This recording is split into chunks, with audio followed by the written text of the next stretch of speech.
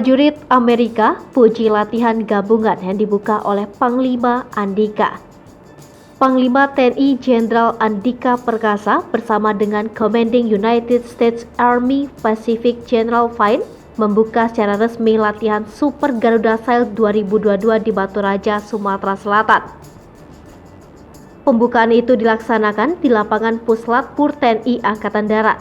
Setelah acara tersebut, Jenderal Andika bersama Jenderal Fine kemudian meninjau Garuda Airborne di lokasi sekitar Puslatpur. Garuda Airborne adalah latihan untuk operasi penerjunan yang dilakukan oleh prajurit TNI, US Army, dan Japanese Ground Self-Defense Force. Sebanyak 80 penerjun mendarat dengan selamat di area drop zone yang merupakan ladang persawahan di Batu Raja. Salah satu penerjun asal Amerika mengatakan bahwa penerjunan ini menjadi pengalaman yang tak terlupakan sepanjang karirnya. So everyone is safe. Is it completed? Not yet, right? Oh yeah? Oh. Okay.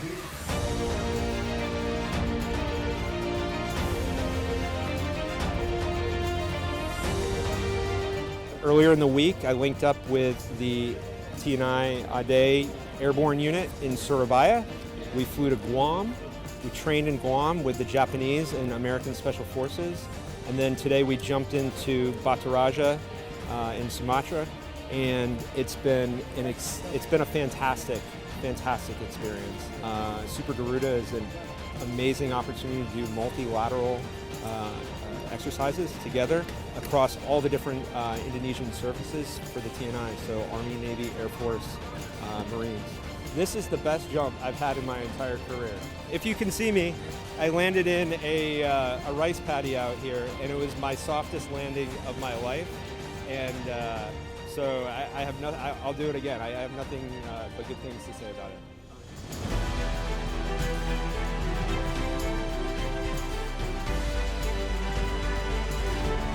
Setelah melakukan penerjunan, para penerjun kemudian diberikan brevet tanda bahwa telah melakukan latihan.